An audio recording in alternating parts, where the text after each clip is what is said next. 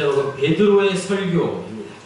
오늘 본문의 장소는 솔로몬 행각입니다. 오늘 11절부터 시작되는데 단락은 우리가 12절부터 읽긴 했지만 11절 후에 오늘 말씀의 표제 제목을 보면 베드로가 솔로몬 행각에서 설교하다 이렇게 되어 있죠. 솔로몬 행각은 화면에서 보시는 것처럼 솔로몬이 지은 예루살렘 성전 동쪽에 위치한 162개의 원통 모양의 기둥을 말하는 것이죠. 주랑이라고 하는데 지붕과 기둥만 있고 벽이 없는 복도를 말합니다. 아주 멋진 모습이죠. 요한복음 10장 23절에 보면 수전 전에 예수님께서 바로 이 솔로몬 행각에서 말씀하셨고 그 위에 사도들이 이곳에서 많은 이적을 행한 곳이기도 합니다. 베드로의 설교는 초기 기독교 역사에서 매우 중요한 의미가 있습니다. 오순절 성령강림 사건 때 행해진 베드로의 첫 번째 설교가 이미 사도행전 2장 14절에서 36절에 나와 있습니다. 그 설교를 듣고 3,000명이 회개했다고 성경에 나와 있고요. 또 오늘 부분에 나와 있는 솔로몬 행각에서의 베드로의 두 번째 설교를 듣고 몇 명이? 5,000명이 회개하는 놀라운 역사가 일어나서 바로 그 사람들로 초대교회, 예루살렘 교회가 탄생하게 되었다는 사실입니다. 성경에는 특별히 사도행전에는 베드로 외에도 베드로와 사도행전 7장에 가면 스데반 집사와 또 사도 바울의 설교가 계속 나오고 있는 것이죠. 자, 오늘 우리가 읽은 12절에서 15절 말씀까지를 다시 한번 살펴보겠습니다. 사도행전 3장 1절에서 11절까지는 우리가 잘 아는 이야기죠. 베드로와 야고보가 제9시에 기도하러 성전 미문을 통과하는데 성전 미문에 앉아있던 나면서부터 못 걷게 된 이가 있어서 그에게 나사렛 예수 그리스도의 이름으로 일어나 걸으라 하였더니 그가 일어나 뛰면서 하나님께 영광을 돌린 이야기 잘 아시죠? 그 이야기가 기록되어 있습니다. 많은 사람들이 베드로와 요한 주위에 몰려들었습니다. 그러자 베드로가 그 몰려든 많은 사람들에게 설교를 하는 것으로 오늘 본문이 시작됩니다. 12절 말씀 우리 같이 다시 한번 읽겠습니다. 베드로가 이것을 보고 백성에게 말하되 이스라엘 사람들아 이 일을 왜 놀랍게 여기느냐? 우리 개인의 권능과 경건으로 이 사람을 걷게 한 것처럼 왜 우리를 주목하느냐? 이렇게 끝이 올라가는 말투죠. 반어법입니다. 베드로의 설교 시작이 뭐라고요? 강력한 말투의 반어법을 사용해서 이러한 기적의 힘은 결코 사람의 능력으로 된 것이 아니라 베드로와 요한을 통해서 역사하시는 하나님의 능력으로 말미암아 행해진 것임을 강조하고 있는 것입니다. 베드로의 설교의 시작이 바로 이것입니다. 계속해서 13절 말씀 읽겠습니다. 아브라함과 이삭과 야곱의 하나님 곧 우리 조상의 하나님이 그의 종 예수를 영화롭게 하셨느니라. 너희가 그를 넘겨주고 빌라도가 놓아주기로 결의한 것을 너희가 그 앞에서 거부하였으니. 자, 모여든 사람들에게 꾸짖는 투로 설교하고 있습니다. 나사렛 예수의 재판 사건으로부터 베드로의 설교가 시작하고 있습니다. 베드로 설교의 핵심은 로마 총독 빌라도가 석방하려던 예수를 빌라도는 예수님이 죄가 없다는 것을 알고 풀어주려고 했다는 것이죠. 그런데 이스라엘 백성들이 그것을 거부했다는 것을 고하고 있는 것입니다. 베드로의 설교는 마치 재판장에서 행해지는 검사의 논고와 같습니다. 한마디로 예수를 죽게 한 진범은 바로 너희들이다. 이스라엘 백성들이다. 고 꾸짖는 것입니다. 베드로의 설교가 지금 이스라엘 백성들을 향해서 꾸짖는 것으로 시작하고 있다는 것입니다. 계속해서 베드로는 그 사건을 더 자세하게 증언하고 있습니다. 14절에서 15절 같이 읽겠습니다. 너희가 거룩하고 의로운 일을 거부하고 도리어 살인한 사람을 놓아주기를 구하여 생명의 주를 죽였도다. 그러나 하나님이 죽은 자 가운데서 그를 살리셨으니 우리가 이 일의 증인이라. 여기서 살인한 사람을 놓아주었다는 것, 바라바를 말하죠. 유대 종교 지도자들은 예수를 십자가에 못 박아 죽였을 때 모든 것이 끝났다고 생각했습니다. 그러나 그들의 이러한 확신은 베드로가 예수의 부활을 증거하면서, 많은 사도들이 예수 그리스도의 부활을 증거하면서 많은 사람들이 예수의 부활을 믿음으로 흔들리기 시작했습니다. 베드로는 그의 설교에서 이스라엘 백성들과 유대 종교 지도자들이 예수를 죽였다는 것과 하나님이 예수를 다시 살리셨으며 사도들이 이 일의 증인인 것을 강조하고 있습니다. 베드로의 설교는 먼저 이스라엘 백성들과 유대 종교 지도자들의 죄와 불의를 지적하고 있다는 것이 중요합니다. 그들에게 회개를 촉구하는 것이죠. 그런데 지금 벌어진 상황을 좀 더 잘 생각해 보니까 베드로와 요한의 치유사에게 놀라서 몰려든 사람들, 병자를 고치자 많은 사람들이 몰려들었죠. 그 사람들이 나사렛 예수를 죽이라고 빌라도에게 소용한 사람들과 같다는 증거는 아무것도 없습니다. 그렇죠? 예수를 십자가에 못 박아 죽게 할 때 모여든 군중들과 오늘 본문에 모여든 사람들이 다 같을 수는 없지 않습니까? 그럼에도 불구하고 베드로가 이 역사적 사건을 상기시키면서 많은 사람들을, 베드로와 요한 곁에 몰려든 많은 사람들을 책망하고 있는 이유가 무엇일까요? 그 이유는 첫 번째, 예수님의 십자가 처형이 당시 예루살렘에게 너무나도 충격적인 사건이었다는 것입니다. 당시 예루살렘에 살고 있던 사람들이나 또 유월절을 맞이하러 온 많은 순례자들에게 예수님의 십자가 처형만큼 큰 충격적인 사건은 이전에도 이후에도 없었다는 것입니다. 심지어 십자가에 달려 죽은 예수가 다시 부활했다는 소문을 전해들은 사람들이라면 로마 군병들이나 유대 종교 지도자들이 예수가 부활했다는 소식을 듣고 얼마나 불안해하고 초조해했을까요? 이처럼 예수님의 십자가 처형은 당시 예루살렘 전역에 엄청난 파장을 불러일으켰다는 것입니다. 두 번째는 베드로가 설교에서 모여든 많은 사람들을 책망하는 이유, 두 번째는 베드로의 솔로몬 행각 설교가 어떤 구체적인 대상을 정해놓고 설교하기보다는 당시 초대교회의 일반적인 설교였다는 것입니다. 사도행전의 저자는 누가이죠. 누가를 통해서 선포하는 메시지가 당시에 초대교회의 다른 마가 공동체, 마태 공동체, 요한 공동체, 많은 초대교회 공동체의 비슷한 설교의 내용이었다는 거예요. 누가는 베드로의 설교를 통해서 이런 메시지를 전하고 있는 것입니다. 베드로와 요한이 성전 미문에 나면서 못 걷게 된 일을 고친 사건이 바로 예수 그리스도의 이름으로 이루어진 사건이라는 것을 강조하면서, 그렇다면 예수님의 십자가 처형에 연루된 많은 사람들의 책임을 마땅히 묻고 있는 것이죠. 예수를 누가 죽였는가? 예수가 죽었다면 예수의 이름으로 병든 자가 회복될 수 있는가? 이것을 말하고 있는 것입니다. 지금 베드로와 요한 앞에 모이는 많은 사람들이 놀라고 있는 이 치유 사건이 하나님을 모독했다는 죄목으로 십자가에 달린 나사렛 예수의 이름으로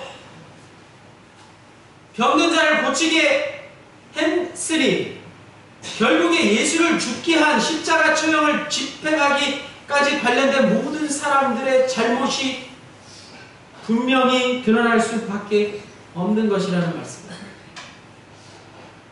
베드로의 설교가 오늘 우리에게, 오늘 이 시대를 살고 있는 우리에게 전하는 영적 가르침도 있습니다. 무엇일까요? 우리에게 전하는 영적인 교훈이 무엇일까요? 우리도 마찬가지로 유대인들처럼 진리를 배척하고 거짓을 선택할 때가 있다는 것입니다.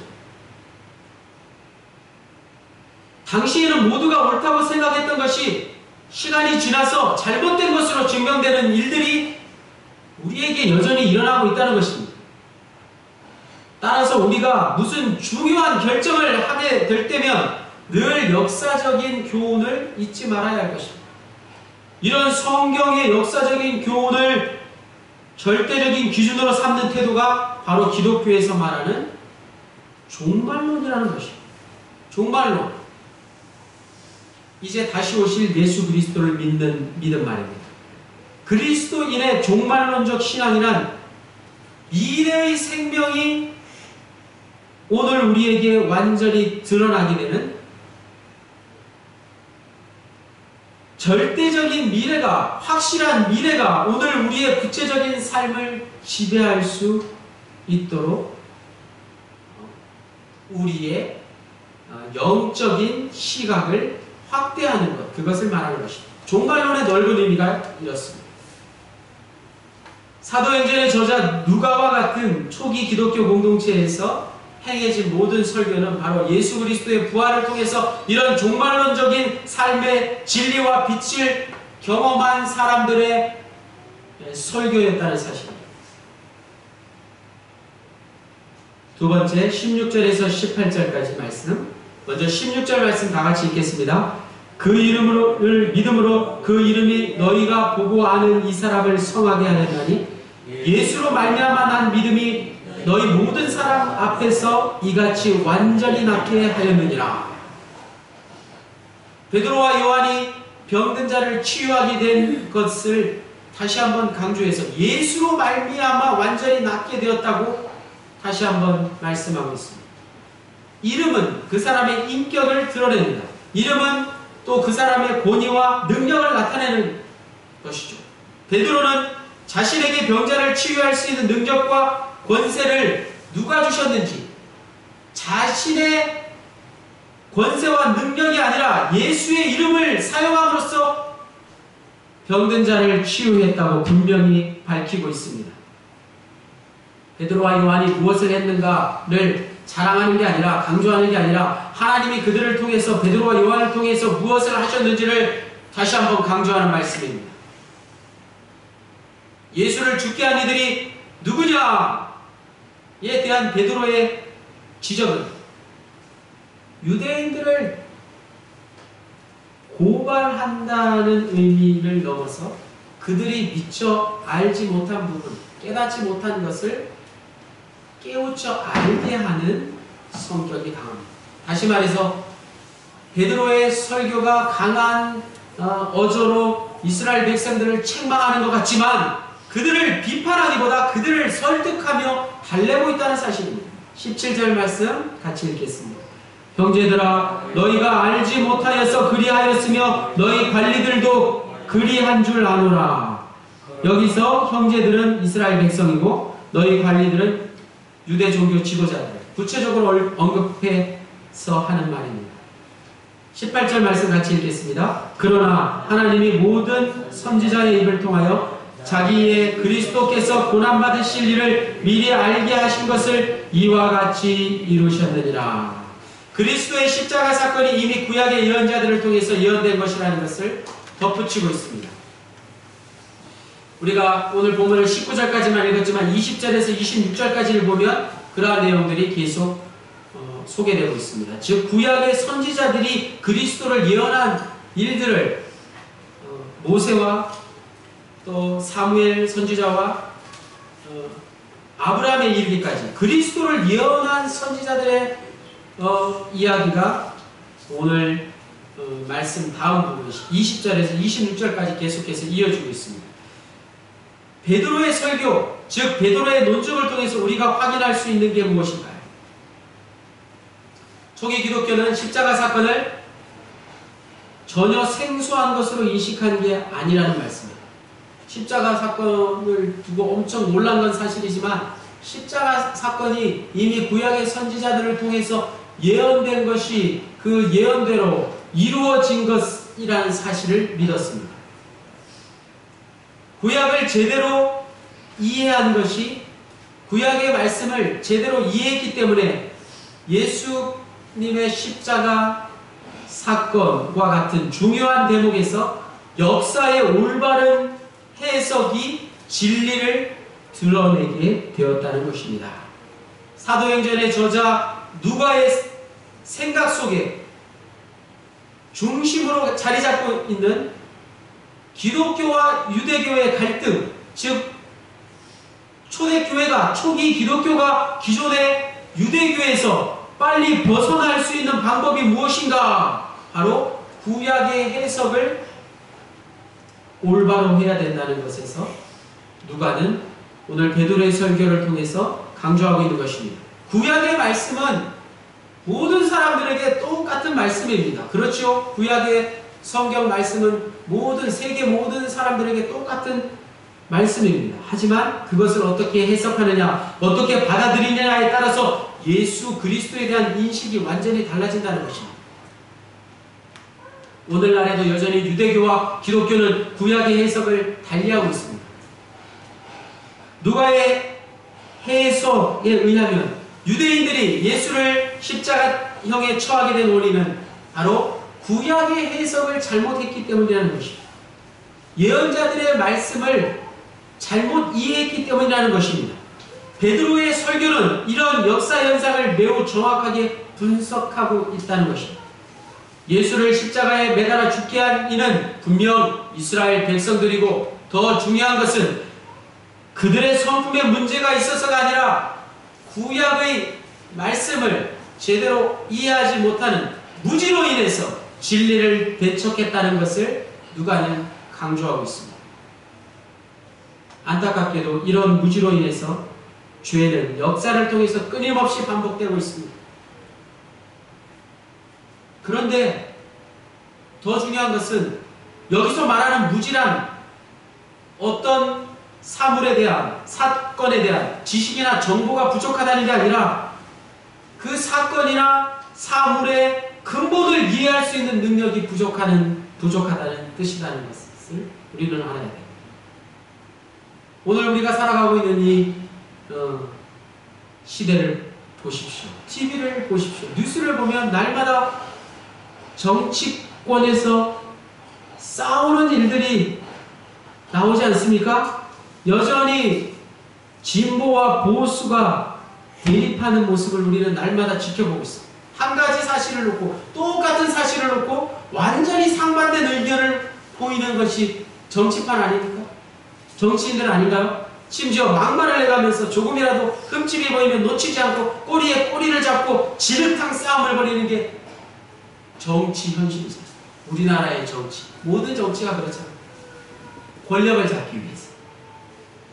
분명한 것은 시간이 흘러 누군가 반드시 역사의 심판 앞에 서게 될 것이라는 사실입니다. 오늘날에 이 나라의 각계 지도자들 가운데 중차대한 역사적 사건 앞에서 그 해석을 잘못함으로써, 그 사실의 본질을 왜곡함으로써 진리를 배척하는 무지에 빠진 이들이 분명히 있다는 것입니다.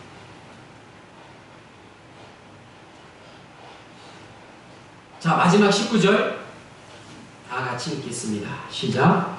그러므로 너희가 회개하고 돌이켜 너희 죄 없이 함을 받으라. 이같이 하면 새롭게 되는 날이 주 앞으로부터 이를 것이요. 아멘.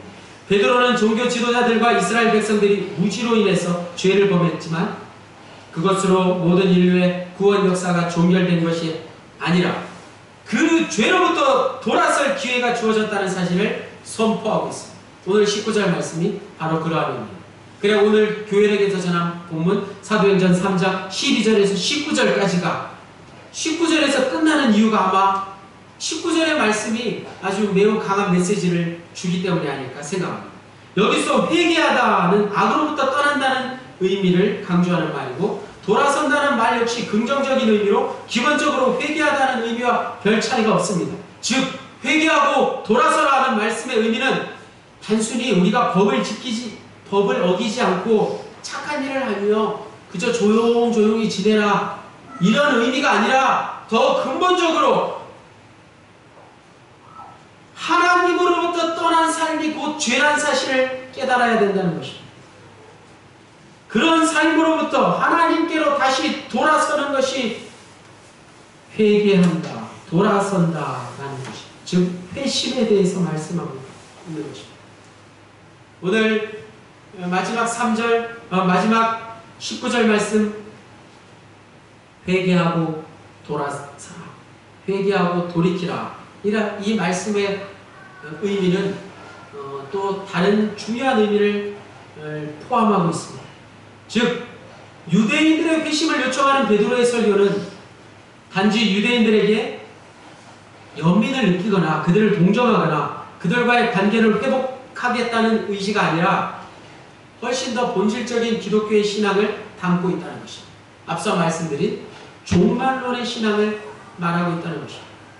그것은 예수님의 재림이 초대교회 초기 기독교 신자들이 그토록 바라던 예수님의 재림, 부활하시고 승천하신 예수님이 곧 오실 거라고 믿었던 초대교회 그리스도인들에게 그토록 열망하는 재림이 왜 빨리 이루어지지 않는가에 대한 대답이라는 것입니다. 예수님의 재림이 왜 이렇게 늦어지게 되었는가에 대한 설명이라는 것입니다. 초대교회 교인들은 자신들의 생전에 예수님이 다시 재림할 것으로 기대했지만 이제 예수님의 재림이 늦어지는 상황을 맞아서 어떤 신앙으로 우리가 살아야 될지를 깨닫게 된 것이죠. 그것이 바로 종말론적 신앙입니다.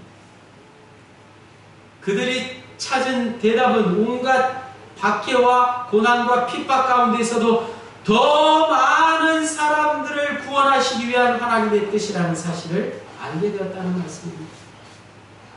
자, 오늘 우리가 읽지 못한 20절, 21절 말씀 두 절만 다 같이 읽겠습니다. 시작. 또 주께서 너희를 위하여 예정하신 그리스도 곧 예수를 보내시리니 하나님이 영원전부터 거룩한 선지자들의 입을 통하여 말씀하신 바 만물을 회복하실 때까지는 하늘이 마땅히 그를 받아두리라. 아멘. 한 사람이라도 더 구원하시기 위한 하나님의 뜻이 담겨져 있다는 것입니다. 그래서 오늘 우리에 이르기까지 우리 모든 그리스도인들이 그리스도의 재림을 바라며 종말론적인 신앙을 가지고 하루하루 살아가고 있는 것입니다. 그 하루하루 속에 한 사람이라도 더 회개하고 하나님께로 돌이켜서 구원받기를 원하시는 하나님의 뜻이 담겨져 있는 것입니다. 이어서 22절에서 26절까지를 다 읽어보시면 앞서 말씀드린 대로 구약의 선지자들 모세와 사무엘 선지자 그리고 아브라함의 예를 들어서 이미 그리스도에 대한 예언이 구약 시대부터 한 선지자, 그 한 선지자가 바로 그리스도로 구약의 모든 예언자들이, 많은 예언자들이 그리스도를 예언했다는 것을 구체적으로 부연 설명하고 있습니다. 오늘 말씀의 제목 베드로의 설교를 통해서 우리는 초기 기독교 누가 공동체의 신앙의 본질이 무엇인지를 알게 되었습니다. 그 신앙의 본질은 우리 모두가 죄인인 것을 깨닫는 데서 시작했습니다. 세례 요한과 예수님이 선포한 메시지와 같은 것이죠. 회개하라, 천국이 가까이 왔느니라. 베드로의 설교는 다른 것을 강조하는 게 아닙니다. 먼저 회개하라는 주님의 메시지와 같은 것입니다. 부활절기를 지내고 있는 오늘 우리가 다시 한번 회개하고 돌이켜서 새롭게 되는 날을 맞이하라는 베드로의 설교의 메시지를 우리가 기억하면서 자신의 죄를 알지 못하는 무지에서 벗어났습니다. 그리스도를 주로 인정하는 저와 여러분 모든 그리스도인들이 되시기를 주님의 이름으로 간절히 축원합니다. 할렐루야. 하나님 아버지 감사합니다. 오늘 베드로의 설교를 통해서 우리에게 주신 메시지를 우리가 분명히 기억할 수 있기를 원합니다. 회개하라 천국이 가까이 왔느니라. 주님의 메시지와 같은 이 말씀을 우리가 마음속에 깊이 새기고 한 영혼 한 생명이라도 또 구원에 이르게 복음을 전할 수 있게 도와주시고, 내 죄로 인해서 주를 알지 못하고 또 나의 잘남을 자랑하며 살아왔던 무지에서 벗어날 수 있도록 주님 우리에게 은혜를 내려 주옵소서. 모든 말씀을 예수 그리스도의 이름으로 기도하였습니다. 할렐루야. 다 함께 자리에서 일어나셔서